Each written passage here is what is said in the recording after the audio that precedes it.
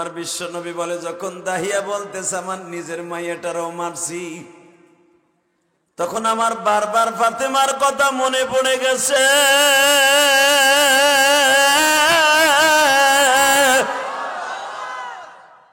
আমার ফাতেমা, আমি উহুদের মাঠ থেকে, আমি তায়েফের মাঠ থেকে মায়ের খেয়ে আসার পরে আমার ফাতেমা গরম পানি দিয়ে আমার ক্ষত স্থানগুলা ড্রেসিং করে দিত। যেই জায়গাটা ফাতেমা ন্যাকড়া ভিজাইয়া দিতে কষ্ট পাইতো, ওই জায়গায় জিহ্বা দিয়া টেনে টেনে পরিষ্কার করত। দাহিয়ারে, তোর জীবনের সবচাইতে অলৌকিক ঘটনা কোনটারে দাগিয়া? নবী আমার মনে পড়ে, শোনেন তাহলে। আমার একটা ছোট্ট মেয়ে ছিল, নাম তার জামিলা। আল্লাহর নাম জামিল, আমার মেয়েটার নাম জামিলা। নবী গো,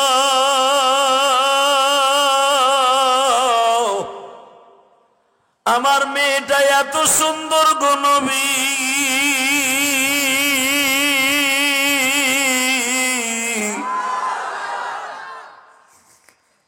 আল্লাহর দুনিয়ায় এত সুন্দর মেয়ে আমার কাছে আর কোনোদিন দেখি নেই। শুনছি আপনার ছোট কন্যা ফাতেমা অনেক সুন্দরী, মা আয়েশা অনেক সুন্দরী গো নবী, কিন্তু মনে হয় তাদের মতো আমার জামিলাও বেশি সুন্দরী। আমার মেয়েটাকে সঙ্গে লইয়া যখন আমি তাকে মারার জন্য একবারে চড়াগায় মরুভূমিতে চলে গেলাম, আমার 4 বছরের মেয়ে জামিলা কিচ্ছু বুঝে না, শুধু এতটুকু বুঝে আমার বাবা কাজ করতেছে। আমার বাবা যেই কোদাল দিয়ে মাটি খনন করতেছে, ওই কোদালের ছোট্ট ছোট্ট পাথরের কণাগুলি আমার দাড়ির মধ্যে ঢুকতেছে। আমার ছোট্ট 4 বছরের মেয়েটা মাঝে মাঝে এসে আব্বু আব্বু কইয়া ডাকে আর বলে, আব্বু এত পরিশ্রম করতেছো কেন? এই গর্তটা কেন খনন করতেছো? তোমার শরীরটা ঘামায় গেছে। হুজুর, আমার টুনটুনি পাখি কবুতরের বাচ্চা তার নিজের জামা দিয়া আমার দাড়িগুলা জাইরা দিতেছে। নবী আমার চোখটা বন্ধ করে কাঁদে আর বলে, দাগিয়া রে দাগিয়া, এরপরে তুই কেমনে তোর মায়েটারে মারলি? নবী এখনো শেষ হয় নাই, শোনেন তাহলে। আমি মারতে মারতে মারতে মারতে আমার জীবনের সবচাইতে মারণটা নবী এইরকম। আমি যখন কোদাল মারতেছিলাম, মাটিগুলা তুলতেছিলাম, আমার জামিল আমার কোলের মধ্যে মাঝে মাঝে বসে আর বলে, আব্বু এত কষ্টের দরকার নাই, এখানে কি আছে? গর্ত খনন হয়ে গেল। মাঝে মাঝে আমার মেয়েটা খেলাধুলা করার জন্য আমার থেকে একটু দূরে যায়। একটু পরে যখন আমার কাছে আসলো, মেয়েটাকে বললাম, দেখো গর্তের মধ্যে কি আছে। মেয়েটা দেখার জন্য আনন্দে চিত্তে গর্তের সামনে দাঁড়াইছে। আব্বু কিছুই তো দেখি না, আর একটু সামনে যাইয়া দেখো না। এই কথাটা বলতে দেরি আছে, লাথি দিয়ে মেয়েটারে গর্তে ফেলে দিছি। যখনই ফেলে দিয়েছি, আমার মেয়েটা গর্তের মধ্যে পড়িয়ে এইভাবে ডাক দিয়েছে, আব্বা তুমি আমারে ফেলে দিলা, আমারে তুইলা লও না বাবা, আমারে তুইলা লও না। নবী আমার মধ্যে যাররা পরিমাণ কোন প্রতিক্রিয়া হলো না যে আমার মেয়েটারে আমার বাঁচাইতে হবে। নবী আমার বলে, দাহিয়ার এরপরে কেমনে মারলি? নবী দেখলাম মেয়েটা চিল্লা পাল্লা করে, একটা কোদাল দিয়ে মাথার উপরে বাড়ি মারলাম। মেয়েটার রক্তগুলা পুরা গর্তের মধ্যে সব জায়গায় ছড়িয়ে পড়লো। বালির জমিনটা লাল হয়ে গেল। নবী আমার বলে, রক্ত দেখেও কি মায়া লাগলো না? নবী, আমি শুরুতেই বলছিলাম আমার মতো পাষণ্ড আর কেউ নাই গো। এই কথা বলতে দেরি আছে, নবী আমার অজরে কান্দে আর কয়, দাহিয়া রে, দুনিয়ায় মানুষ দেখছি, তোর মতো জালিম কেউ রে দেখি নাই। কিন্তু দাহিয়া, আমার মন বলে, তোর মেয়েটা কি এখনো মনে পড়ে? দাহিয়া বলে, হুজুর, এখনো যখন আমি ঘুমাইতে যাই আমার মেয়েটা আমার হাতের ইশারা দিয়ে ডাকে। জোরে জোরে জোরে জোরে জোরে জোরে জোরে জোরে তোর ইশারা দিয়ে ডাকে। নবী, আপনি আসছেন মদিনায় 4 বছর হয়ে গেল। এই 4টা বছর আমি এখনো পর্যন্ত রাত্রে ঘুমাইতে পারি না। রাত্রে ঘুমাইতে পারি না কেন? যখনই আমি ঘুমাইতে যাই দেখি আমার মেয়েটা আমারে ডাকে, 2 হাত বাড়ে আমার ডাকে, আব্বু আব্বু গা, আব্বু তুমি আমার উঠাই লয়ে যাও, আমার উঠাই লয়ে যাও, তুমি আমার মেরে ফেলো না, আমাকে নিয়ে যাও, আমার লয়ে যাও, আমার লয়ে যাও, আবার লয়ে যাও। নবী আমার কাঁদতে কাঁদতে অচেতন হয়ে গেলেন। দাহিয়া, মানুষ এত নিষ্ঠুর থাকে, মানুষ এত নিষ্ঠুর থাকে, এইভাবে মেয়েটাকে মারতে মারতে মাইরে ফেললি। তখন দাহিয়া বলে, ইয়া রাসূলুল্লাহ, এবার বলেন আমার গুনাহ মাফ হইবনি। তখন আমার নবী কি বলে, এখন আপনি কানবেন। আমার নবী বলে, দাহিয়া রে, যত কিছু করছো সবই তো কালেমা গ্রহণ করার আগে। এ দাহিয়া,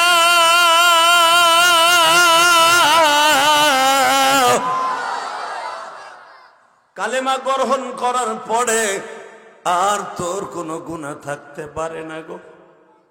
দাহিয়া, ও দাহিয়া, আমি তোর সাথে ওয়াদা দিলাম, কিয়ামতের মাঠে জানো তোর মেয়েটার সাথে তোর দেখা হয়। আমার নবী বলেন, দাহিয়া রে, তোর মেয়ে যদি জিজ্ঞেস করে,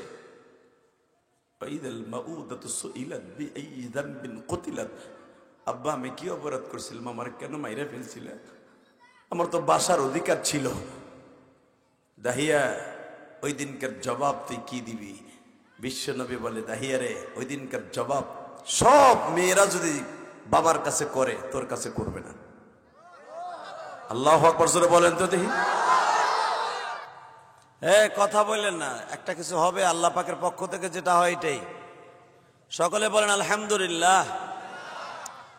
আসলে বক্তারা প্রতিদিন কথা বলে, তো হয়তো যদি প্রতিদিন কথা না বলা লাগতো হয়তো জোরে কথা বলতে পারতাম।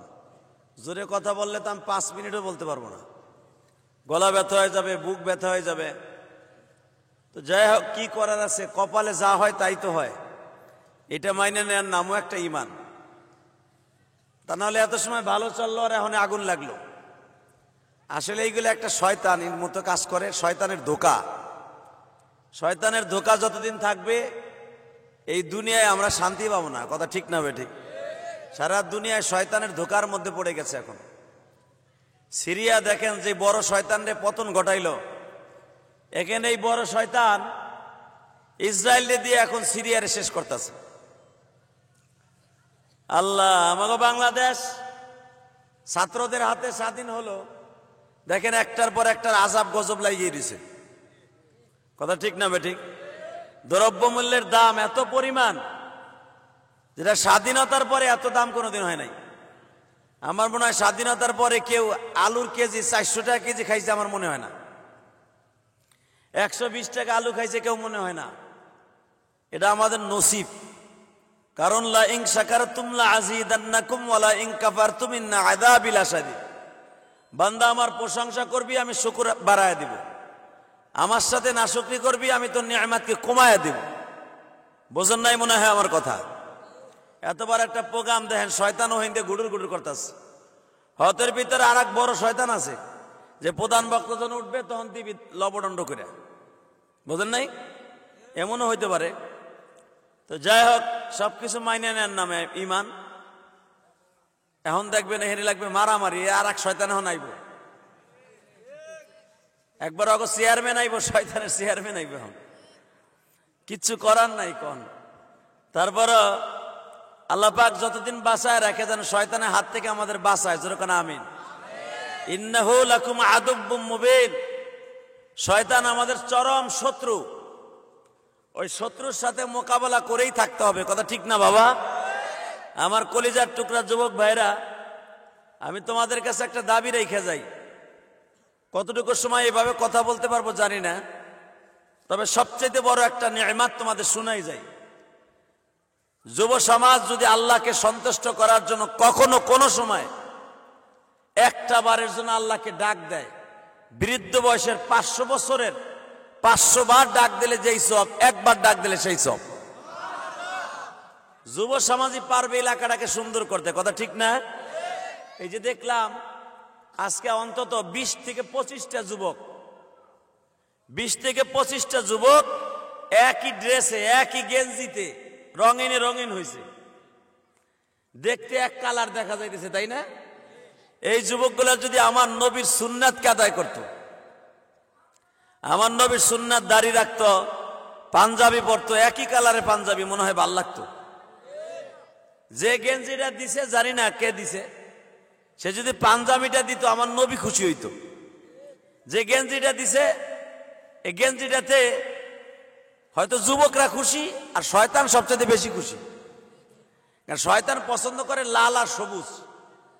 এই জন্য দেখবেন বন্ড পীরেরা পছন্দ করে লাল আর সবুজ কাপড়, কথা কন না কেন? আমি গেঞ্জিগুলা দেখলাম স্বপনের বাসায় দাঁড়ায় দাঁড়ায়, এই টকবগে যুবক গুলার পরা দেখে আমার খুব আশ্বাস লাগলো, যে যদি এক কালার দিত তাও ভালো হইতো। গেঞ্জি দিছে আলহামদুলিল্লাহ ভালো, পরবর্তীতে তোমরা যারা আছো যখন কোনো মাহফিলে করে পাঞ্জাবি চাইবা, পাঞ্জাবি। তো যাই হোক, আল্লাহ পাকের হাজারো শুকর, যুবকরাই পারবে এই সমাজটাকে সুন্দর করতে। রসুলের যুগে একজন যুবক ছিল, নাম ছিল তার আবু হুরায়রা। কি নাম? জোরে কন, নাম কি? সবাই কন। এক চাচা চায় রয়েছে, সে কিছু কইব না, নিয়ত করছে। নাম কি? সবাই কন। আমার আওয়াজ ওই মতো যায়? সবাইকে কত সময় যাইব কন? আমারও তো একটা ব্যাটারি চার্জ লাগবে, এই ব্যাটারি চার্জ হলো মাইক। আল্লাহ, এটা চার ব্যবস্থা করতে কোন তো। তবে যারা এখানে বসছেন আমার দিক তাকায় থাকেন, কথা বুঝলে শুনতে থাকেন, আর যদি না বুঝেন আল্লাহর কাছে দোয়া করতে থাকেন, আল্লাহ একটা ভালো ব্যবস্থা করে দিক। তো আমি আপনাদের সামনে বলতেছিলাম, বান্দায় চাইলে সবকিছু হয় না। ইন্নামা আমরুহু ইদা আরাদা শাইআন আইয়াকুলা লাহু কুন ফায়াকুন। বান্দায় চাইলে হয় না, মালিক চাইলে হয়। মাখলুক চাইলে হয় না, কে চাইলে হয়? খালেক চাইলে হয়। বলেন, কে চাইলে হয়? খালেক চাইলে হয়, মাখলুক চাইলে হয় না। রসুলের জামানায় একজন সাহাবী ছিল, আবু সাঈদ খুদরি রাদিয়াল্লাহু তাআলা আনহু। যে এত সুন্দর কোরআন তেলাওয়াত করতেন, তাকে রসুল কারিল কুজ্জা বলতেন। বলতেন আমার জামানার সবচাইতে বড় কোরআনকে ভালোবাসনেওয়ালা এবং কোরআনকে সহিশুদ্ধভাবে পড়নেওয়ালা। সুবহানাল্লাহ কইলেন? ও মাইক নাই দেখে সুবহানাল্লাহ কইবেন না। চিন্তা করছে হুজুর তার কইব না আমার সুবহানাল্লাহ কইতে। আমি বলি বা না বলি, আপনি বললেন। একবার সুবহানাল্লাহ বলবেন, জান্নাতের ভিতরে একটা সুবহানাল্লাহ গাছ আল্লাহ লাগাই দিবেন। আরো জোরে, আরো জোরে। এই তো মুখ খুলছে চাচা। আল্লাহ, আপনি কি জানেন সুবহানাল্লাহ গাছটা কত বড় হবে? যুদ্ধের তেজস্ব ঘোড়া যদি 500 বছর পর্যন্ত ওই গাছের নিচ দিয়ে দৌড়ায়, ওই গাছের ছাওয়াকে অতিক্রম করা সম্ভব নয়। এই জন্য সুবহানাল্লাহ যখন বলবেন, এটা আমার নিজের লাভের জন্য বলবেন, পরের লাভের লেগে না। যদি কোনো মানুষ সুবহানাল্লাহ বলে, তার সুবহানাল্লাহ আওয়াজ যত দূরে যাবে অত দূর পর্যন্ত কোনো শয়তান থাকবে না। আবু সাঈদ খুদরি থেকে হাদিস কেনা বর্ণিত, যে আবু সাঈদ খুদরির কথা বলছি। আবু সাঈদ খুদরি যখন কোরআন তেলাওয়াত করতেন নামাজের মধ্যে কোরআন তেলাওয়াত করার সময় সুবহানাল্লাহ সুবহানাল্লাহ, ফেরেশতারা তার সাথে কণ্ঠ মিলাইত। আমাদের মুসলমানের মধ্যে সবচেয়ে দামি গ্রন্থের নাম হল আল কোরআন। কি নাম? পৃথিবীর কোন ধর্মের ভিতরে এত দামি একটা কিতাব আল্লাহ দান করে নাই। এই কিতাবটা আবু জেহেলের ঘুমের ঔষধ ছিল, উতবা সাহেবের ঘুমের ঔষধ ছিল। আপনারা জানেন না হয়তো। আবু জেহেল একদিন ঘুমাইতেছে শীতের কালে, ল্যাপ মুড়া দিয়া, ল্যাপ তো ছিল না, কম্বল, চামড়ার কম্বল। শয়তান আবু জেহেল বাঘের চামড়া দিয়া কম্বল বানাইছিল। তো বাঘের চামড়ার কম্বলে বেঈমান ঘুমাইতেছে। তা আবু জেহেলের মা উম্মে ইকরামা, অর্থাৎ ইকরামার মা, আবু জেহেলের বউ, এই দুইটার একটা একটা শয়তানও কালেমা পড়ে নাই, কিন্তু ইকরামা কালেমা পড়ছে। আলহামদুলিল্লাহ বলেন। আবু জেহেলের বড় ছেলে কিন্তু কালেমা পড়ছে, আপনারা জানেন? চাচা আন্দাজে কয় জানি। হ্যাঁ, যদি ওয়াজে শুনে থাকেন শুনে লন। আবু জেহেলের বড় ছেলে ইকরামা রাদিয়াল্লাহু তাআলা আন উহুদের যুদ্ধের পরে খন্দকের আগে ইসলাম কবুল করছে। আরো জোরে কর, আরো জোরে।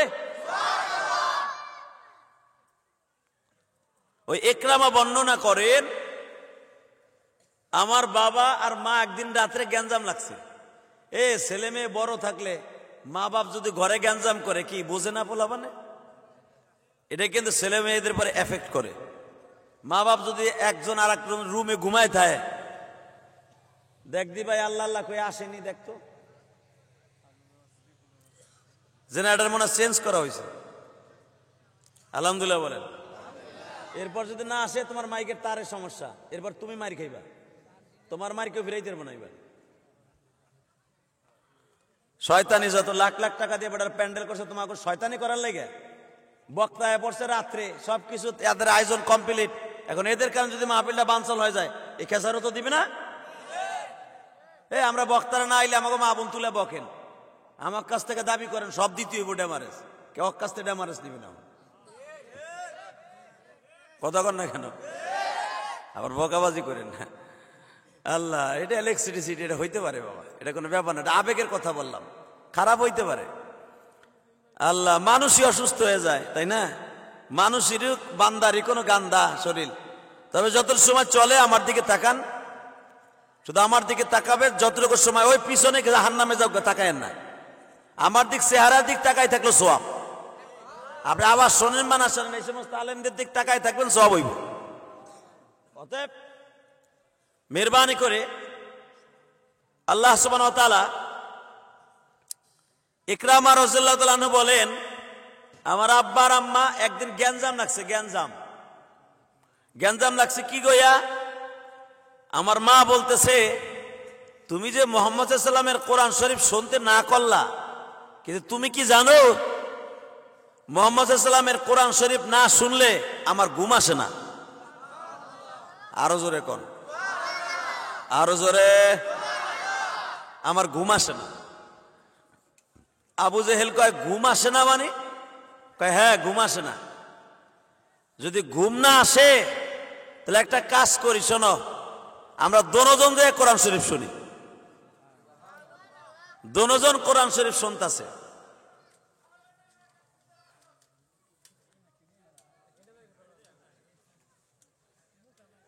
আল্লাহ, তা আবু জেহেল তো না করছে না।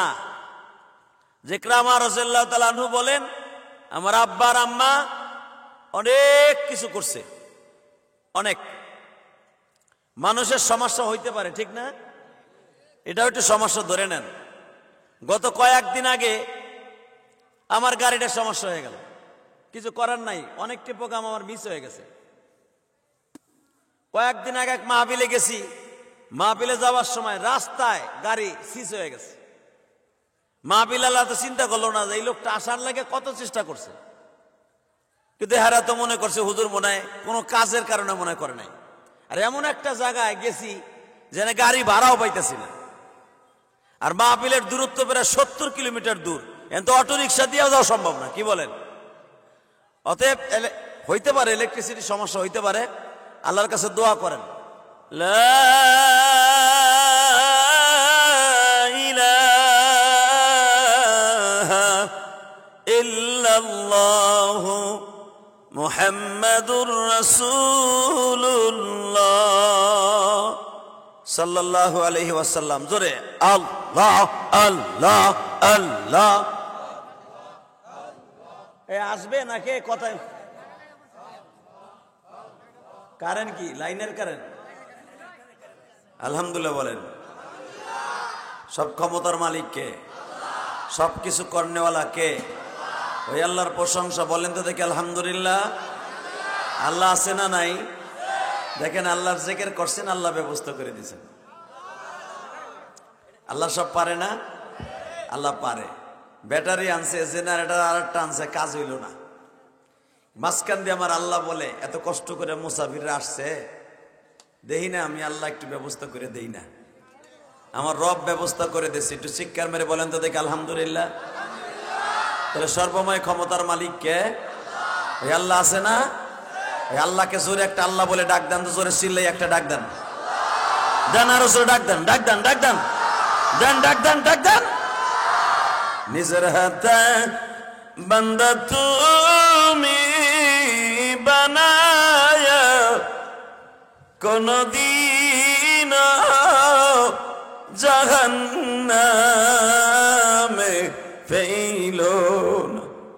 আল্লাহ তুমি দিনের বেলা তাকায় দেখো, এই ঈশ্বরগঞ্জের জমিনে আজকে 11ই ডিসেম্বর তোমার পাগলগুলা দিনের বেলা বসে আছে। এদের জীবনের সব গুনাহ মাফ করে দাও, এদের বাবা মায়ের গুনাহ মাফ করে দাও, এদের সন্তানের গুনাহ মাফ করে দাও।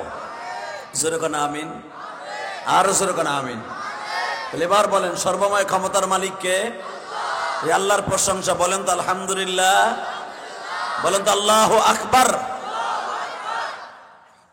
আল্লাহ তো ইকরাম রাসূলুল্লাহ বলেন আমার আব্বা আর আম্মা দুইজন গ্যাঞ্জাম করতেছে। হঠাৎ করে দেখি আমার আব্বা আম্মা গ্যাঞ্জাম করার কারণে আমার ঘুম ভেঙে গেল। আমার আব্বা বলতেছে, কথা বলবেন না, ওই জেনারেটর বন্ধ করতে কখন? ওই বাটপারে জেনারেটর না চালাই, বেড়া জেনারেটর চালালে ঘুষাবি কান কোন জড়াইয়া। জেনারেটর বন্ধ করতে কর, আর আওয়াজ যেন কারে না আসে, আর আওয়াজ আরো ডিস্টার্ব করবে। আল্লাহ তো বাজান আমার দিকে তাকান, কোরআন হলো সমস্ত মোমেনের জন্য ঔষধ, তাই না? আল্লাহ কোরআন এমন একটা শব্দ যেটা ফেরেশতারা শোনার জন্য পাগল থাকতো। এই জন্য কিয়ামতের মাঠে আমার আল্লাহ আমাদেরকে একটা ওয়াজের মাঠে বইয়া কোরআন শরীফ শোনাবে। আলহামদুলিল্লাহ বলেন তো। আল্লাহ আমাদেরকে কোরআন শরীফ শোনাবে। কেমনে? আল্লাহ এইভাবে তেলাওয়াত করবেন, আনার রহমান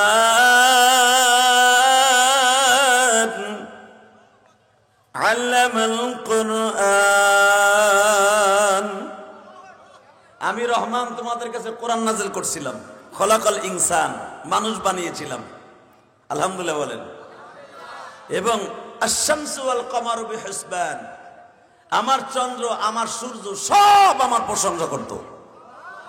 ওয়ান নাজমি ওয়াস সাদারু ইয়াসজুদান, এই যে তারকারাজি পৃথিবীতে যত মাখলুক আছে সব আমি আল্লাহর সিজদা দিত। এ বান্দা তুই আমার সিজদা দিতি না কাতাই বল, তখন কোনো জবাব থাকবে না, কোনো জবাব থাকবে না। আল্লাহ আল্লাহ আল্লাহ, জোরে কোন মারহাবা। তা আবু জেহেল তার বিবিরই বলতেছে, বউরে আমি বুঝলাম না, কোরআনের যতই বিরোধিতা করি কোরআনের প্রতি আমি বেশি আকৃষ্ট হয়ে যাই, কারণ আমি কোরআন না শুনলে আমার ঘুম আসে না। এই কোয়াব থাকবে। আল্লাহ কোরআন এমন একটা শব্দ যে প্রত্যেকটা শব্দের ভিতরে আমার মাওলার প্রেম লুকায়িত আছে। এই জন্যই তো ইহুদি নাসারারা দেখবেন কোরআনের বিরুদ্ধে খালি এদের ষড়যন্ত্র, ঠিক না বে ঠিক? ইহুদিরা শুধু কোরআনের বিরুদ্ধেই ষড়যন্ত্র। ষড়যন্ত্র করুক, সমস্ত ষড়যন্ত্রে নস্যাৎ করার মতো অমাকারু অমাকারাল্লাহ আল্লাহু খায়রুল মাকিরিন। ওরা যতই ষড়যন্ত্র করবে সব ষড়যন্ত্রের জাল ছিন্ন করবেন কে? আরো জোরে বলেন কে কে কে কে? আল্লাহ আপনি মুসলমানকে হেফাজত করেন। এই দেখেন বাংলাদেশে নতুন করে আর একটা ষড়যন্ত্র হচ্ছে। এই যে দেখেন ইসকান, নাম শুনছেন না? ওই চাচা তো কিছুই বুঝবে না, ইস্কন কারে কয়, মনে করবে আমাকে স্বাস্থ্য ভাই ইস্কেন্দার। ইস্কন এমন একটা শয়তানি শব্দ, এরা আওয়ামী লীগের আমলে বিভিন্ন রূপে রূপান্তরিত হয়েছিল। এরা বিভিন্ন সংগঠনের চেয়ারম্যান ছিল। ওরা যত মাদ্রাসার বিরুদ্ধে বোমা মারতো ওদের লোকেরা। কথা বলেন না কেন? আলেম তালবে আলিম সাইজা কওমি মাদ্রাসায় ঢুইকা বোমা বানাইতো, অস্ত্র বানাইতো এরা। কথা কন না কেন? ইসকনের সদস্যরা পুলিশ বাহিনীতে ঢুইকা পুলিশদেরকে ধ্বংস করার জন্য বহুত চেষ্টা চালাইছে। এগুলোতে এখন সব ধরা খাইতেছে। এখন লাস্ট ফিনিশিং এ যখন ওরা সব অমাকার আল্লাহ, ওদের সব ষড়যন্ত্র ছিন্ন করে দিছে আল্লাহ, আওয়ামী লীগের পতন ঘটাইয়া এখন তারা ধরা খেয়ে গেছে। এখন অগসভাপতি চেন্নাই দাস প্রভু ওর নাম প্রভু। অগপর্ব আগে না এ মতে না এক চাচা আগ করে যায়, চাচা কথা কও না কেন? চেন্নাই যে দাস ওর নাম প্রভু, চেন্নাই দাস প্রভু ওর নাম। অগ যে প্রভু ও কি আগে না মতে না? বউ নাই ওর, তাহলে আবার প্রভু হয় কেমনে? কথা কন না কেন? হালাকে আমাদের প্রভু কুল হুয়াল্লাহু আহাদ বলেন, আল্লাহুস সামাদ লাম ইয়ালিদ ওয়া লাম ইউলাদ ওয়া লাম ইয়াকুল লাহু কুফুয়ান আহাদ। বান্দারে, আমি রব এমন একজন রব, আমার কোন শরীক নাই, আমি অদ্বিতীয়, আমার সমকক্ষ পৃথিবীতে কেউ নাই। ঠিক না বেটি?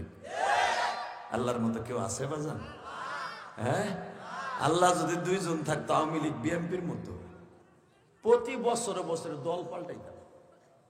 যখনই দেখতাম আষাঢ় মাসে এক খোদায় বৃষ্টি বেশি দেয়, হ্যাঁ পাল্টাইয়া বিএনপি আল্লাহর কাছে যাইতাম না। কথা বল না? যখন দেখতাম আওয়ামী লীগ বিএনপি আল্লাহ তেমন একটা জুত না, আমাকে দান দুন ভালো দেয় না, জাতীয় পার্টিরে খাড়া করে দিতাম।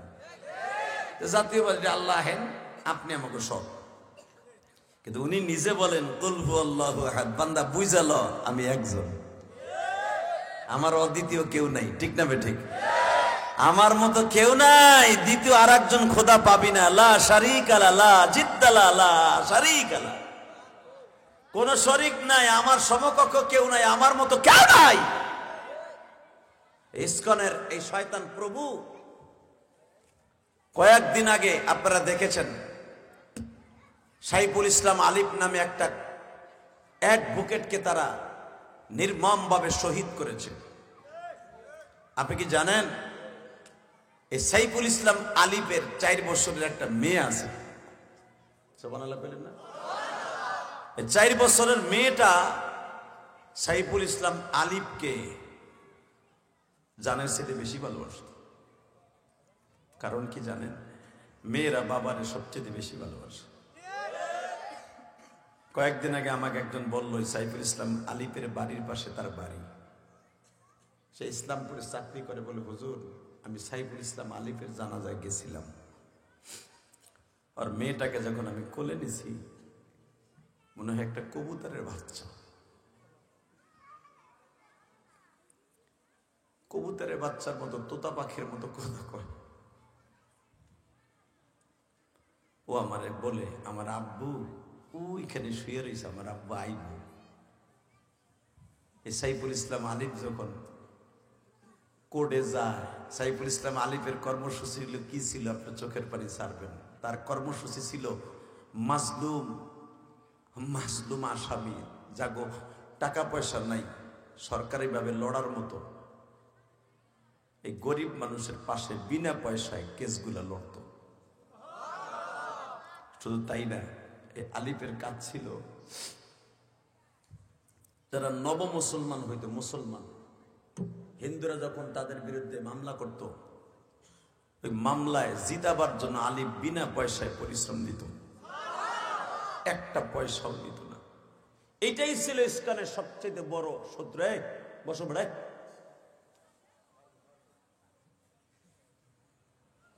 আলিফ এইটাই সবচেয়ে বড় শত্রু ওদের, যে আমাগো সন্তান হিন্দু থেকে মুসলমান হয় আর বিনা পয়সায় লড়ে মুসলমান উকিল, ওরে দুনিয়ার থেকে সরাই দিতে হবে।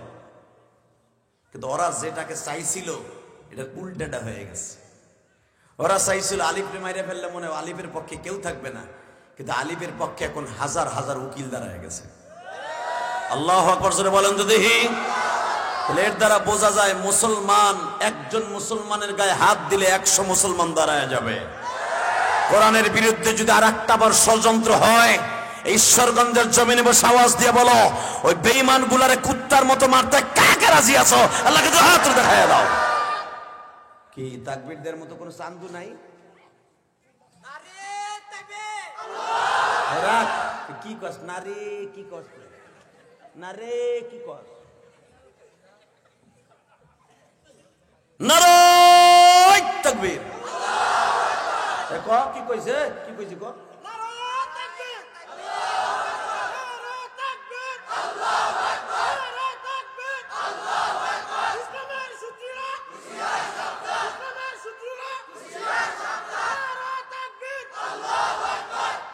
মারহাবা বলেন। হিকসস্ত কি কইছে না রে? কি আবার এটা বিশাল বড় মুসলমান একটা শক্তিশালী আওয়াজ, কথা ঠিক না বেঠিক? এই আওয়াজ দিয়ে মুসলমান বদরের যুদ্ধে বিজয় ছিনে এনেছে। আওয়াজ দিয়ে খন্দকের যুদ্ধে মুসলমান বিজয় ছিনে এনেছে।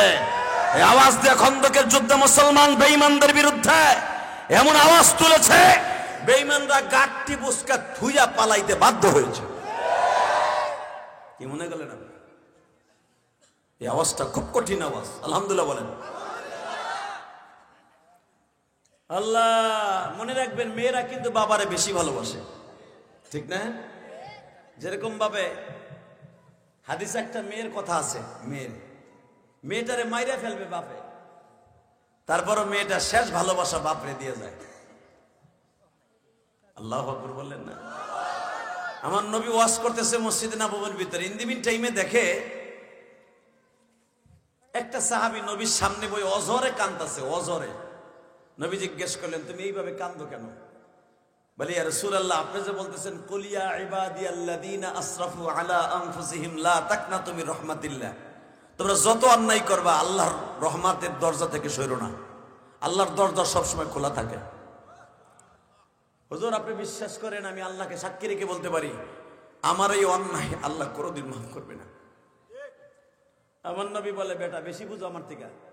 মানে ক্বালা লা ইলাহা ইল্লাল্লাহ ফাদাখালাল জান্নাহ, কুলু লা ইলাহা ইল্লাল্লাহ তুফলিহুন। আল্লাহ বলছে লা ইলাহা বলবা, মুহাম্মদ রাসূলুল্লাহ বলার সাথে সাথে তোমার জীবনে কোনো গুনাহই থাকবে না। সুবহানাল্লাহ বাইতে যে কইেন, আরো জোরে কোন সুবহানাল্লাহ। এই লাল সবুজ কথা কষ্ট থাকে, খালি গেঞ্জি দিছি কি বই এথান লেগে? এই মুসলমানে বলা তোর আওয়াজ দিবি এখন। আমার নবী বলে, কি তুমি আমার কথা বিশ্বাস করো না? বলি, ইয়া রাসূলুল্লাহ তাসদীকান ইয়া রাসূলুল্লাহ সাদাকতা ইয়া রাসূলুল্লাহ, আপনার কথা আমি বিশ্বাস করি, আপনি একজন সত্য নবী, কোনো সন্দেহ নেই। তাহলে আমি যে বলতাছি যত গুনাহ করো আল্লাহ মাফ করে দিবে, এটা বিশ্বাস হয় না? হয়। ওইটা তো আমার দিক গুড়া। হ্যাঁ, তখন বিশ্ব নবী বলতেছে, হ্যাঁ গুড়া আমার দিক গুড়া। আল্লাহ জোর কর মারহাবা, আওয়াজকে চিকন করো, বেশ বাড়াও। আমি কই বেশ বাড়াও কে মারহাবা? বাহ, পাইছি গেঞ্জি ঠেলা কি রে বাবা। আগামী বছর ওয়াজে পাঞ্জাবি দিতে কবি বেটা, এক কালারে পাঞ্জাবি। আলহামদুলিল্লাহ বলেন। লাল আর সবুজ বাদে, এটা শয়তানের চয়েস, এটা মুসলমানের চয়েস না। আল্লাহ, লাল আর হলুদ বাদে শুধু আমার দিকে তাকাবেন, কোনো দিকে ঘাড় ঘুরেন না, সময় কম। যখন বলছে আমার কথা তোমার বিশ্বাস হয় না, তোমার আল্লাহ মাফ করে দিবে, বলে হুজুর আপনি কি আমার অন্যায়ের বিবরণ শুনছেন? কি বলো? এই মদিনার ভিতরে যত মেয়ে জন্ম নিত, ওয়াইদাল মাউদাতু সুইলাত বিআইয়ি যামবিন কুতিলাত, এই যে আপনি যে কয়েকদিন আগে আয়াত নাযিল করা আয়াত পড়লেন, ইদা মাউদাতু সুইলাত, কিয়ামতের ময়দানে মেয়েটা জিজ্ঞেস করবে, আব্বা কেন আমারে মারছিলা? বিআইয়ি যামবিন কুতিলাত, কেন আমার মেরে ফেলছিল, আমার অপরাধটা কি ছিল? আমার নবী বলে, তার মানে তুমি কি জিন্দা মাইয়া তুমি দাফন করতা? আমি সেই সাহাবী, নাম আমার দাহিয়া, আমার পুরা বুকটা ভরা কলিজা, আমার ভিতর কোনো দয়া মায়া বলতে কোনো শব্দ নাই। মেয়েটা দাফন করে দিতাম আমি, মেয়ের মা যদি বাধা দিত, মেয়ের মারে শুদ্ধ আমি কোদাল দিয়ে বাড়ি দিয়ে মেরে ফেলাইতাম। আমার সরকারিভাবে অনুমতি ছিল। আমার বিশ্বনবী বলে, দাহিয়া কি বললি তুই, তুই এইভাবে মারতি, তোর মায়া লাগতো না? এই জন্য তো বলছি হুজুর, আমার মতো পাষণ্ড যুবক এই মক্কা মদিনার মাঝের একজনও নাই। যদি কোনো বাড়িতে মেয়ে সন্তান জন্ম নিত, আমারে ভাড়া করে আনতো ওই মেয়েটারে মারার লেগা। কেন এই পাষণ্ড কাজ পৃথিবীর আর কেউ পারবে কিনা জানি না। নবী আমার বলে, তুই সাহস কত বড়, তুই মারতি কেমনে? বলে, হুজুর আমি তো পরের মাইয়া মারছি, আমার নিজের মাইয়াটারও মারছি।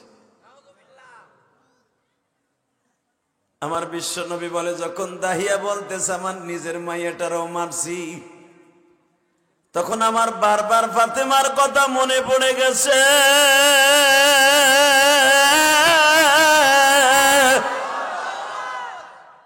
আমার ফাতেমা, আমি উহুদের মাঠ থেকে, আমি তায়েফের মাঠ থেকে মায়ের খেয়ে আসার পরে আমার ফাতেমা গরম পানি দিয়ে আমার ক্ষত স্থানগুলা ড্রেসিং করে দিত। যেই জায়গাটা ফাতেমা নেকড়া ভিজাইয়া দিতে কষ্ট পাইতো, ওই জায়গায় জিহ্বা দিয়া টেনে টেনে পরিষ্কার করত। দাহিয়ারে, তোর জীবনের সবচাইতে অলৌকিক ঘটনা কোনটারে দাগিয়া? নবী আমার মনে পড়ে, শোনেন তাহলে। আমার একটা ছোট্ট মেয়ে ছিল, নাম তার জামিলা। আল্লাহর নাম জামিল, আমার মেয়েটার নাম জামিলা। নবী গো,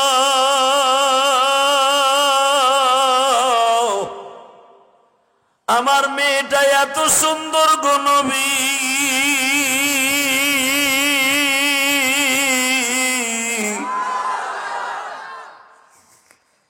আল্লাহর দুনিয়ায় এত সুন্দর মেয়ে আমার কাছে আর কোনোদিন দেখি নেই।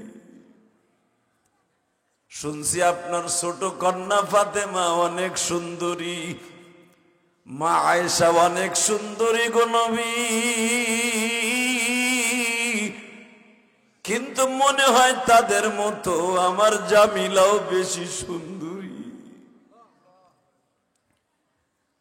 আমার মেয়েটাকে সঙ্গে লইয়া যখন আমি তাকে মারার জন্য একবারে চড়াগায় মরুভূমিতে চলে গেলাম, আমার 4 বছরের মেয়ে জামিলা কিচ্ছু বুঝে না, শুধু এতটুকু বুঝে আমার বাবা কাজ করতেছে। আমার বাবা যেই কোদাল দিয়ে মাটি খনন করতেছে, ওই কোদালের ছোট্ট ছোট্ট পাথরের কণাগুলি আমার দাড়ির মধ্যে ঢুকতেছে। আমার ছোট্ট 4 বছরের মেয়েটা মাঝে মাঝে এসে আব্বু আব্বু কইয়া ডাকে আর বলে, আব্বু এত পরিশ্রম করতেছো কেন? এই গর্তটা কেন খনন করতেছো? তোমার শরীরটা ঘামায় গেছে। হুজুর, আমার টুনটুনি পাখি কবুতরের বাচ্চা তার নিজের জামা দিয়া আমার দাড়িগুলা জাইরা দিতেছে। নবী আমার চোখটা বন্ধ করে কাঁদে আর বলে, দাগিয়া রে দাগিয়া, এরপরে তুই কেমনে তোর মায়েটারে মারলি? নবী এখনো শেষ হয় নাই, শোনেন তাহলে। আমি মারতে মারতে মারতে মারতে আমার জীবনের সবচাইতে মারণটা নবী এইরকম। আমি যখন কোদাল মারতেছিলাম, মাটিগুলা তুলতেছিলাম, আমার জামিল আমার কোলের মধ্যে মাঝে মাঝে বসে আর বলে, আব্বু এত কষ্টের দরকার নাই, এখানে কি আছে? গর্ত খনন হয়ে গেল। মাঝে মাঝে আমার মেয়েটা খেলাধুলা করার জন্য আমার থেকে একটু দূরে যায়। একটু পরে যখন আমার কাছে আসলো, মেয়েটাকে বললাম, দেখো গর্তের মধ্যে কি আছে?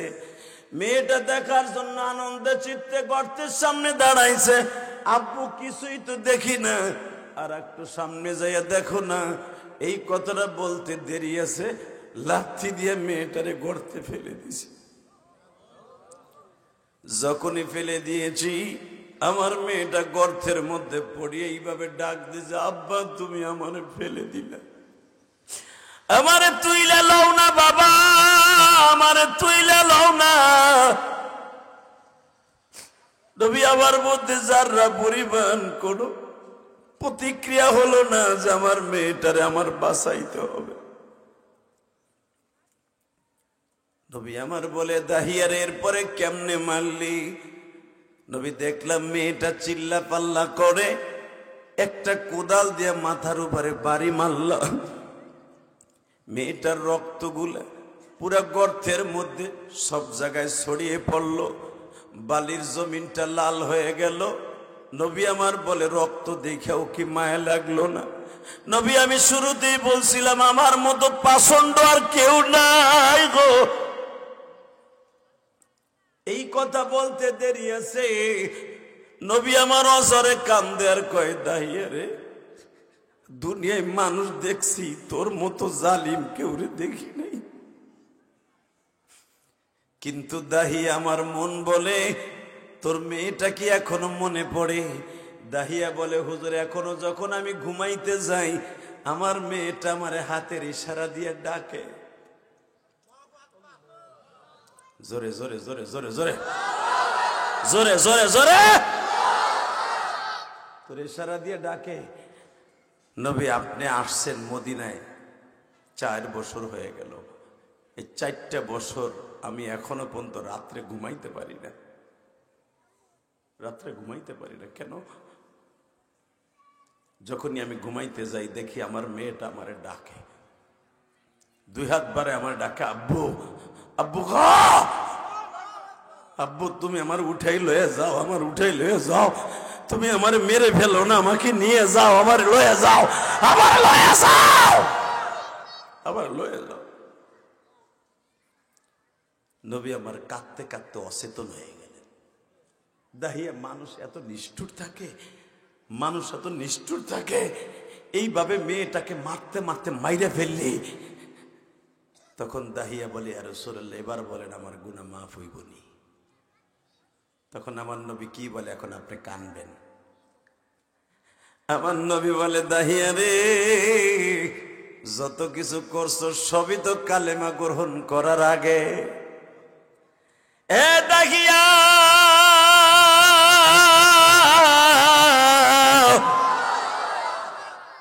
কালেমা গ্রহণ করার পরে আর তোর কোনো গুনাহ থাকতে পারে না গো। দাহিয়া, ও দাহিয়া, আমি তোর সাথে ওয়াদা দিলাম, কিয়ামতের মাঠে জানো তোর মেয়েটার সাথে তোর দেখা হয়। আমার নবী বলেন, দাহিয়া রে, তোর মেয়ে যদি জিজ্ঞেস করে,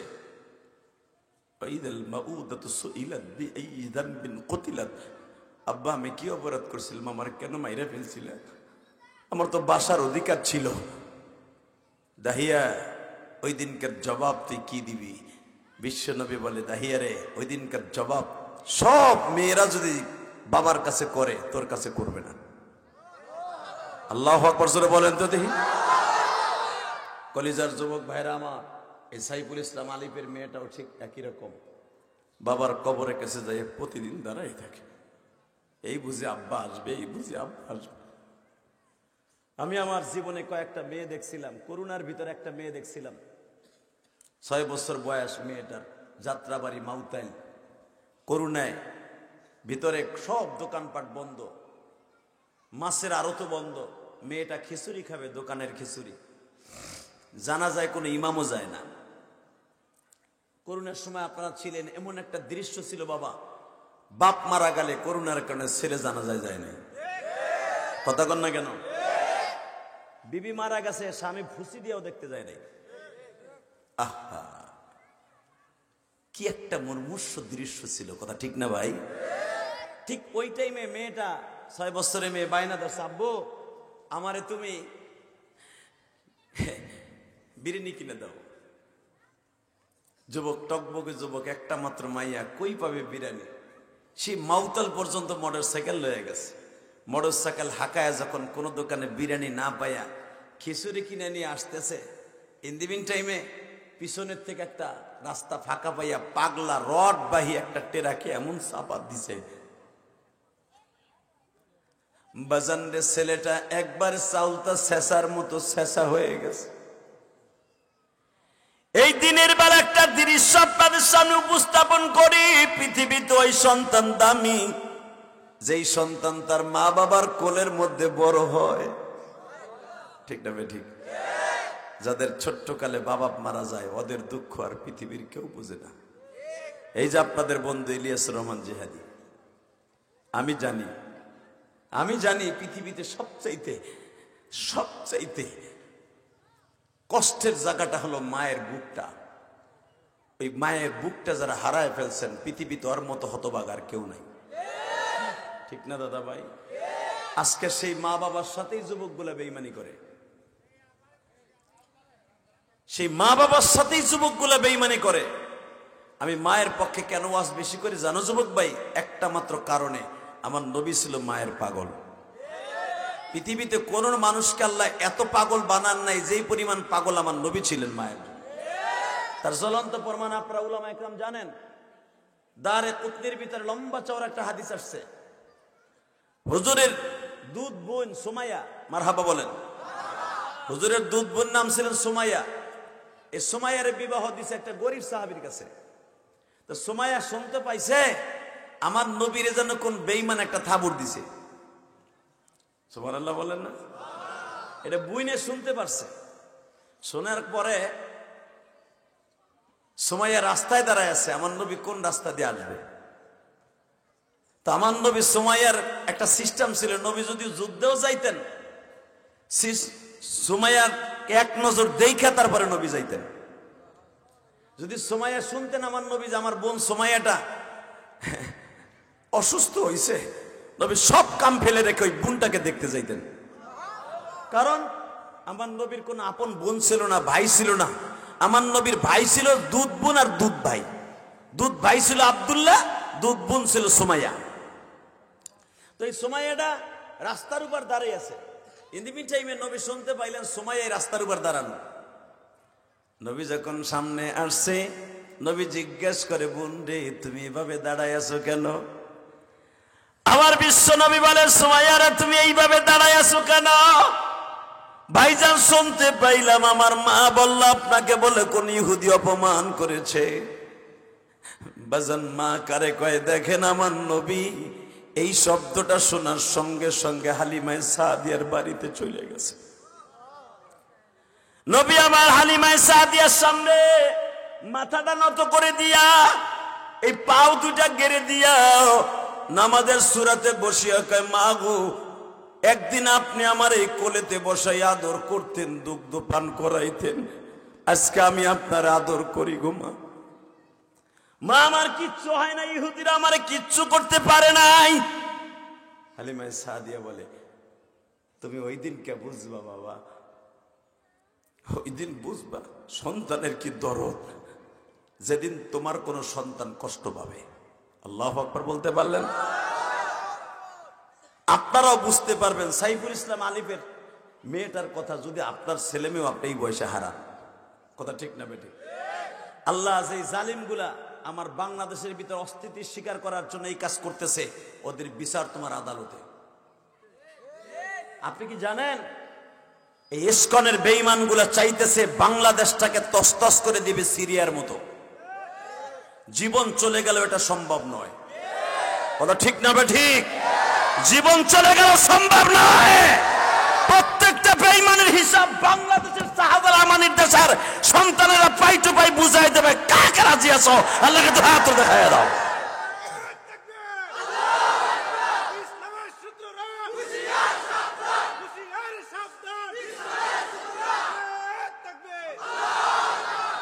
কি আওয়াজটাতে দেখি লজ্জা লাগে? অনেকে তাকবীরটা দিতে চান না। আরে ভাই, এখন তো আর ভয় নাই। আগে যখন শুনতাম তাকবীরকে ওয়াজের মাঠে দিলে তার লিস্টি হইতো। এটা কার পোলা দেখতো? কথা কন না কেন?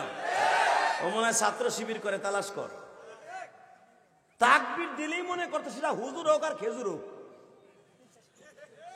কথা কর না কেন? তাকবীর দিলেই হইছে। এ দেখতো ওর বংশে জামাত ইসলামের কেউ আসেনি। কথা কর না কেন? দেখতো বিএনপির কেউ আসে নাকি? এখন তার ওই চিন্তা নাই। হ্যাঁ, এখন মুসলমানের বাংলাদেশ। আলেম, হ্যাঁ, এটা দাদা বাদুর বাংলাদেশ না। ইসকনের যে সভাপতি চিন্ময় দাস, বেঈমানের বিরুদ্ধে আমাদের আন্দোলনের ডাক যে কোনো মুহূর্তে আসতে পারে। কি যাবেন না? যাবেন না ইনশাল্লাহ? বলেন তো। আমি দেখতেছি এক চাচা ভীম ধরে বই রয়েছে, নেদায়ও না সেনায়ও না, মুখই খোলে নাই বেটা। কোন চাচারে কইছে কেউ জানে না, কিন্তু শুধু একটা কথার উত্তর দিবেন, দুনিয়া সব মাইনে নিতে পারি, দুইটা জিনিস মাইনে নিব না। ইনশাল্লাহ বলেন। আমি ইলিয়াস রহমান জিহাদীকে আপনি অপমান করেন, দুঃখ নাই। আমার বাবাকে অপমান করেন, দুঃখ নাই। না, আমার নবীকে অপমান করলে এটা মাইনে নেব না। ওর সাপাটি, ওর সাপা সুপা খুলে ফেলাবো ঘুষাইয়া, ওর সাপাটি একবারে জাগায় কোবাইয়া দুই টুকরা বানায় ফেলাবো। মান সাব্বানা বিয়ান ফাকতুলু। ফতোয়া দিয়ে গেছে আমার নবী, যারা আমি নবীরে গালি দেবে ওর কল্লা উড়াই দিবে। কি দেবেন না? কল্লা উড়াবেন না? আল্লাহু আকবার বলেন। আরো জোরে, আরো জোরে। ঠিকঠাক আছেন তো? ইনশাল্লাহ বলেন। শুধু একটা কথার উত্তর দিবেন, আমার নবীর জানের চাইতে ভালোবাসতে কে কে রাজি আছেন? দেখে আল্লাহকে হাত তুলে দেখান তো। নামান হাত। যদি আমার নবীর জানের চাইতে বেশি ভালোবাসেন, আমি ওয়াদা দিয়ে গেলাম আপনার কবরে কোনো অশান্তি হবে না, আপনার কবরটা জান্নাতের টুকরা হয়ে যাবে। আল্লাহ, মাহমুদ গাজনবীর নাম শুনছেন? এই লোকটা একজন আশেকে রাসূল ছিলেন, এই আফগানিস্তানের বাদশা ছিলেন, আফগানিস্তানের বাদশা মাহমুদ গাজনবী ভারতবর্ষকে 17 বার বিজয় করছেন। কতবার? জোরে কন। এই যুবক কথা কয়বার? দেখেন, আশেকে রাসূল হলে দাম আছে না নাই? মাহমুদ গাজনবী একদিন সংসদের কাজ শেষ করে বাসার দিকে রওনা দিছে। ইন দি মিন টাইমে দেখে মাদ্রাসার একজন তালিবে ইলম সরকারি বাত্তির নিচে দাঁড়ায় দাঁড়ায় কোরআন শরীফ মুখস্থ করতেছে। সুবহানাল্লাহ। বাইতে যে দুপুরে খাওন দাওয়ানে পরে কইয়া, এই মুসলমানের পোলা ভালো করে বুঝেন, সুবহানাল্লাহ বলবেন, নবীও খুশি, আল্লাহ খুশি, আমিও খুশি। মাহমুদ গাজনবী দেখে সরকারি কারেন্টের, তখন তার কারেন্ট ছিল না, হেজাক লাইটের নিচে পৌরসভার ভিতরে বইয়া 12 বছরের একটা পোলা, নাবালেগ একটা ছেলে, মাদ্রাসার, এই মাদ্রাসায় অনেক ছাত্র আছে না হেফজখানায় নুরানিতে, ছেলেটা দাঁড়ায় দাঁড়ায় সরকারি বাত্তির নিচে কোরআন শরীফ পড়তেছে। আউযু বিল্লাহি মিনাশ শাইতানির রাজীম, বিসমিল্লাহির রহমানির রহিম, আলহামদুলিল্লাহি রাব্বিল আলামিন। পড়ে না হেফজখানার ছেলেরা? পড়ে না? দেখেন নাই পড়ে? আবার আপনার নাতিও তো পড়ে। হাট্টি ফাটি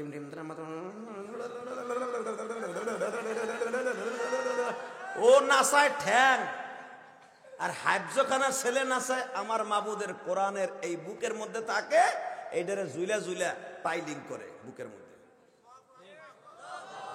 একটা খুঁটা গাড়তে গেলে গরুর খুঁটাও চাচা লারায় সারায় যাতা দেন না? কথা কয় না?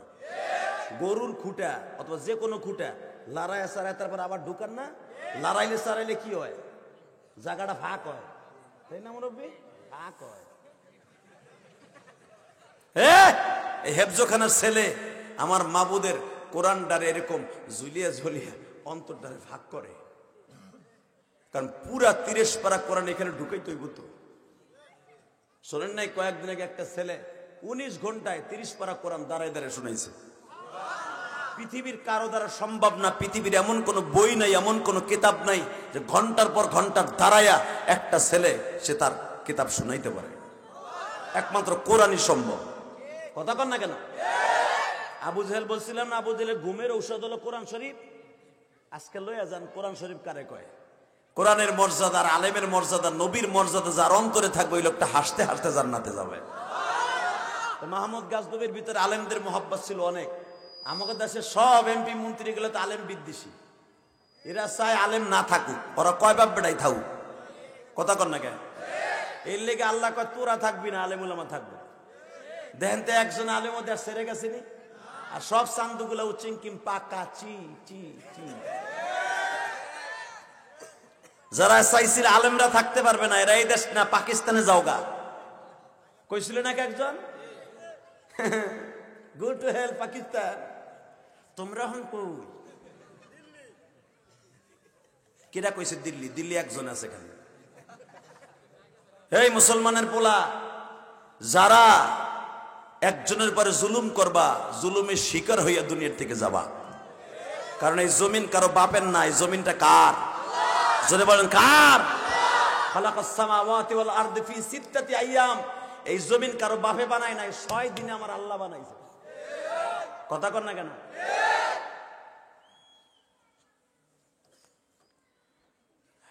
মাহমুদ গাজনবী দেহে তালবে ইলমটা কোরআন শরীফ দাঁড়ায় দাঁড়ায় পড়তাছে। মাহমুদ গাজনবী জিজ্ঞেস করে, কিরে তোর নাম কি? কয় আব্দুল্লাহ। এই রাত 12টার সময় সরকারি বাতির নিচে, হেজাক লাইটের নিচে বসে কোরআন শরীফ পড়স, তার মানে? কয় দেখেন আমি গরিব মানুষ, আমার হেরিকেনও নাই, তেলও নাই, আমার সবক ইয়াদ হয় নাই। হুজুর আমার 3টার সময় মারবে, তো এই জন্য আমুকটা মুখস্থ করতেছি। আজকে বৃহস্পতিবার রাত, কালকে শুক্রবার সকালবেলা আমার আমুকটা শুনেই তো।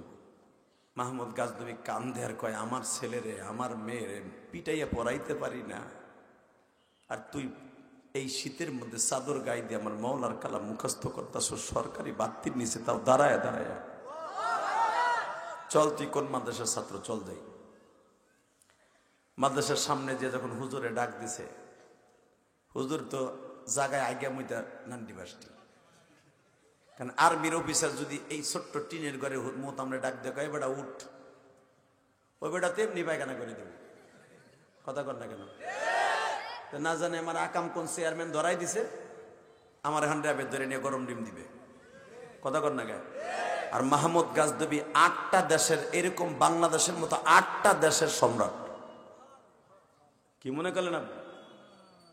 আফগানিস্তান, পাকিস্তান, উজবেকিস্তান, ভারত, একটা রাজ্য ছিল তখন।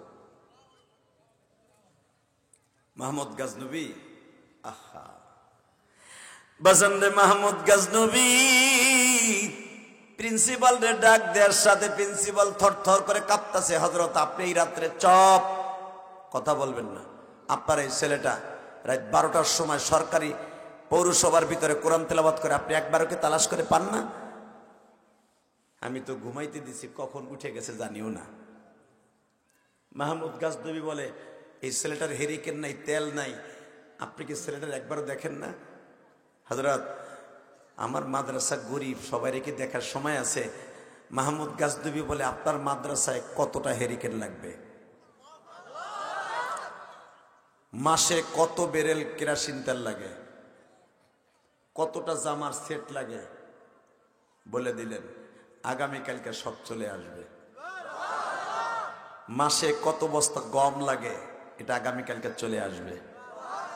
যখন এই কথা বলছে, মাহমুদ গাজনবী রহমতুল্লাহ আলাইহে আব্দুল্লাহকে ডাইকে ডাইকে কয়, আব্দুল্লাহ রে, তোর মাদ্রাসায় তোর কারণে এত কিছু দিলাম, বিনিময়ে আমারে শুধু একটা জিনিস দিবি।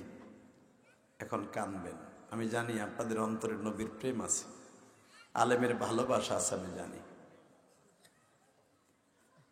বাজানরে যখন বলছে, আব্দুল্লাহ বলছে, আপনি কি চান গো বাদশাহ? বলে, আমি চাই রে আব্দুল্লাহ,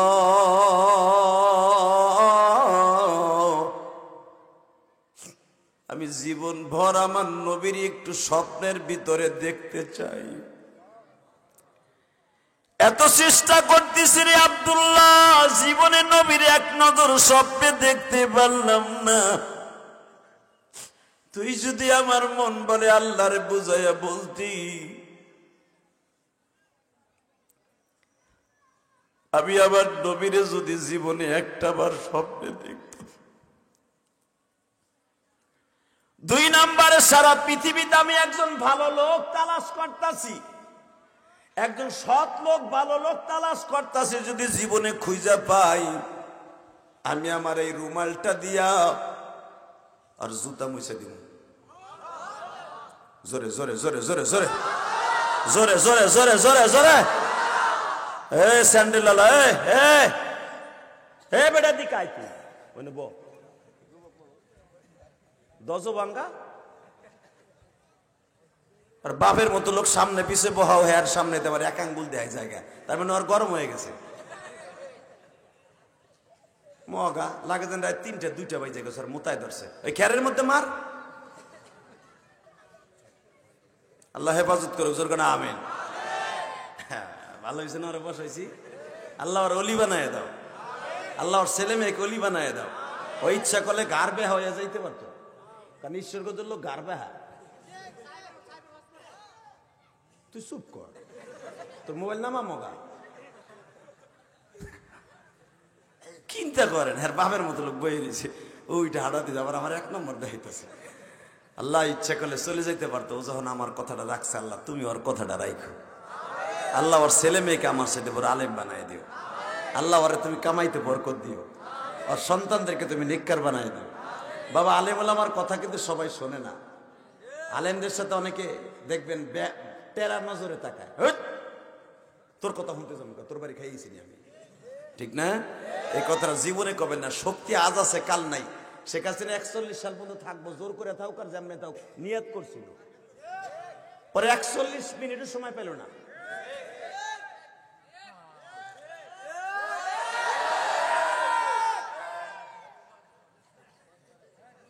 মুসলমানের পোলা আল্লাহ আছে, এটা মাথার মধ্যে রাখেন। কথা কন না কেন? আল্লাহ তাকানোর দিকে আর মাত্র কয়েক মিনিট কথা বলবো, শুধু একটার দিকে তাকাবেন। আলেমদের ভালোবাসা, নবীর ভালোবাসা থাকলে অসুবিধা আছে? তাকান। মাহমুদ গাজনবী বলে, তুই নবীর একটু কবি, যেন আমি নবীর জীবনে একবার স্বপ্নে দেখতে পারি। তুই বললি মনে আমি দেখতে পারবো। বাজান সব কিছু সকালবেলা চলে আসতো, শুক্রবার সকালবেলা সব আয়া পড়ছে, যা যা লাগবে মাদ্রাসায়। আব্দুল্লাহ পরের দিন কোরআন শরীফ শোনানোর জন্য এইভাবে কইরা কোরআন শরীফটা বুকের মধ্যে নিয়ে বইয়া দিছে। হঠাৎ করে মনে পড়ে গেছে, বাচ্চা না গতকালকে রাত্রে কইছিল সকালবেলা, যা আমারে তুই 2টা জিনিস দিবি, একটা হলো আমি জীবনে ভালো একটা লোক তালাশ করি, আর একটা হলো নবীর স্বপ্নে দেখতে চাই। আল্লাহ তুমি এই দুটোটা জিনিস বাচ্চারে দিয়ে দাও। ছোট্ট আব্দুল্লাহ বইলে ফেলছে, আপনার তো মাদ্রাসার তালিবে ইলম দাম দেন না, মনে করেন এগুলো কি আবার কি, আউট অফ সিলেবাস। তোর কপালে জুতার বাড়ি। যারা মাদ্রাসার শিক্ষাকে, নুরানি সেপারার শিক্ষাকে ছোট মনে করে, ওর মতো বদবক আল্লাহর জমিনে একটাও হতে পারে না। দেখ বেটা একজন আলেমের দাম কত, দেখ একজন বাচ্চার কাছে। আব্দুল্লাহ বলে দিছে, মালিক তোমার নবীর একটু দেখাও, একটা ভালো লোকের সন্ধান দাও। মাহমুদ গাজনবী বাজান ঘুমাইতেছে। ইন দি মিন টাইমে আব্দুল্লাহ দরখাস্তটা দিয়ে দিছে 1 ঘন্টা আগে। মাহমুদ গাজনবী তাহাজ্জুদ পরে ঘুমায়।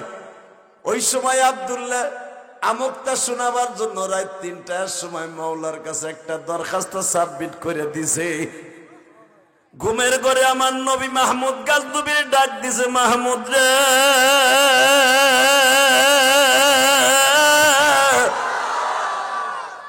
আমি নবীর নামও মাহমুদ, তোর নামও মাহমুদ,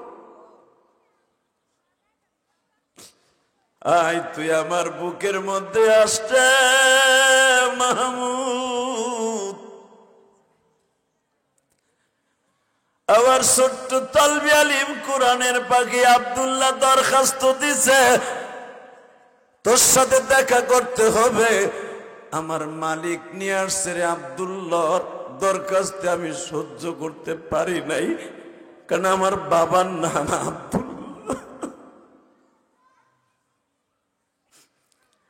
মাহমুদ গাজনবী স্বপ্নের ভিতরে বলে ফেলছে, নবী গো, আমি তো 2টা জিনিস চাইছিলাম, একটা চাইছিলাম আপনার সাথে দেখার, একটা ভালো লোকের সন্ধান। নবী আমার বলে, ভালো লোক পাস না তুই? এ আফগানের বাদশা তুই পাস না? ভালো লোক কাকে বলে এটা তো আমি ফতোয়া দিয়েছি। খায়রুকুম মান তাআল্লামাল কুরআনা ওয়া আল্লামা। পৃথিবীতে সবচেয়ে ভালো মানুষ ওই মানুষ যে কোরআন শেখে এবং শিখায়। তোর রাজা বাদশা ভালো না, কোরআন যারা শিখায় তাদেরকে বলছি ভালো, যারা শিখে তাদেরকেও বলছি ভালো। আর তুই ভালো মানুষ তালাশ করে পাসটা, যে আব্দুল্লাহর কারণে আমি নবী মদিনা থেকে আফগানে আসতে পারি। এত বছর তুই তপস্যা করো, আমারে দেখতে পারলি না, এরপরেও কেউ ভালো লোক তালাশ করোস। বাজান এখন চোখের পানি ছেড়ে দিয়া কাঁদবা। নবীরে দেখার জন্য যদি কারো চোখে এক ফোঁটা পানি পড়ে, সে আলেম হোক আর গায়রে আলেম হোক, রাতের অন্ধকারে আমার নবীরে সে দেখতে পারবে। বাবা, আমার নবীরে দেখতে পারবে। এ কলিজার বাইরা, আজকে 11ই ডিসেম্বর আমার মাওলারে দিনের বেলা জোহরের নামাজের পরে দেখাইয়া দাও। ঘুমের থেকে উঠাই মাহমুদ গাজদুবি পাগলের মতো দৌড়াইয়া মাদ্রাসায় গেছে, তোরা বোরা পাহাড়ের সেই গুহার মাদ্রাসায়, যে ডাক দিছে আব্দুল্লাহ, কই গো বাবা আব্দুল্লাহ, আব্দুল্লাহ তোর জুতা কোনটা বাবা একবার দেখা। আব্দুল্লাহর জুতাটা হাতে নিয়ে দেখে, জুতাটা অন্তত 10টা জায়গায় সেলাই দেয়া। আব্দুল্লাহ কাঠের জুতাটা এত সেলাই কেন দিছর? বাদশা, আমার তো শুরুতেই বলছিলাম গতকালকে আমার আব্বু নাই।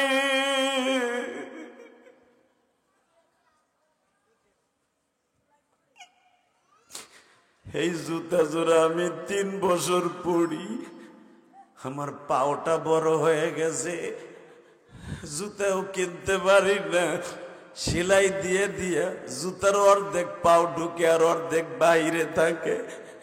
বাজান এবার চিল্লাবেন আর কানবেন। আব্দুল্লাহর জুতাটা বুকের মধ্যে নিয়া মাহমুদ গাজদুবি কান্দে আর কয়, দুনিয়ার মানুষটা এই জুতার ফিতার সাথে কোরআনের ময়লা লাইগা রইছে, এই জুতার ফিতার সাথে ওয়ালিদের পায়ের ধুলা লাইগা রইছে। আমি আজ থেকে আব্দুল্লাহ রে আমার জানের চাইতে বেশি ভালোবাসা ফেললাম। বাবা, 1.5 ঘন্টা মেহনত করার পিছনে একটা শুধু আওয়াজ দিয়ে বলবেন, ওই তালবে ইলমদেরকে ভালোবাসার দরকার আছে না নাই? জয়বান আছে না নাই? দিনের বেলা ওয়াদাদান রাজি আছেন না নাই? যদি এই মাদ্রাসার তালবে ইলমদেরকে কেউ সন্ত্রাসী বলে গালি দেয়, ওর জায়গায় পুঁতে ফেলাবো। মাদ্রাসাকে ইন্ডিকেট করে যদি কেউ কথা বলে, আলেম ওলামাকে জিএমবির আকড়া বলে গালি দেয়, যে সরকারি আসুক, আওয়ামী লীগ আবার আসুক, অথবা বিএমপি আসুক, আর জামাত আসুক, আর আমাকে হুজুর দল আসুক, যেই পার্টি আসুক, মাদ্রাসা নিয়ে কথা বললে, ওয়াজ নসিহত নিয়ে কথা বললে, ওর সাথে আমার কোনো সম্পর্ক থাকবে না। রাজি আছো না নাই? কে কে রাজি আছো? আল্লাহকে দু হাত দেখায় দাও। আল্লাহ কবুল করেন, জোরে কানা আমিন। বাজান, আমি আপনাদের কাছে একটাই দাবি রেখে যাই, এখানে যারা বসে আছেন প্রত্যেকটা মানুষকে যেন আল্লাহ ওলি বানায় দেয়। জোরে কানা আমিন। আর জোরে কানা আমিন। বাবা, আমার মা আমাকে 12 বছর বসে বলে গেছিল, ইলিয়াস রে, যদি কোনোদিন টাকার মালিক হস একটা মসজিদ বানাইস। আমি ঢাকা কেরানীগঞ্জ 4 কোটি টাকা খরচ করে একটা মসজিদ বানাইছি। আপনাদের কাছে আমি দোয়া চাই। আমি যেই বাসায় ছিলাম, স্বপনের বাসায়, আমি রাত্রি আসছি। কালকে বহুদূর প্রোগ্রাম ছিল, শেষ করে রাত্রি চলে আসছে। আসার পরে স্বপনের বাসায় ছিলাম, ও আমার অনেক খেদমত করছে। ও মাদ্রাসার ছেলেদেরকে কাপড় দিছে, এক ড্রেস, যুবকদেরকে গেঞ্জি দিছে। দোয়া করি ওর জন্য, আলহামদুলিল্লাহ বলেন। ওকে তুমি কবুল করো, আল্লাহ ওর ছেলে মেয়েকেও আলেম বানায় দাও। আলেমকে ভালোবাসে, তুমি তাকে ভালোবাসো। আল্লাহ এই মাদ্রাসাকে অনেক বড় করে দিও। তবে আপনাদের কাছে আমার একটা দাবি থাকবে, আপনাদের কাছে একটা দাবি থাকবে, আমি চলে যাওয়ার পরে কিন্তু মাহফিল শেষ না।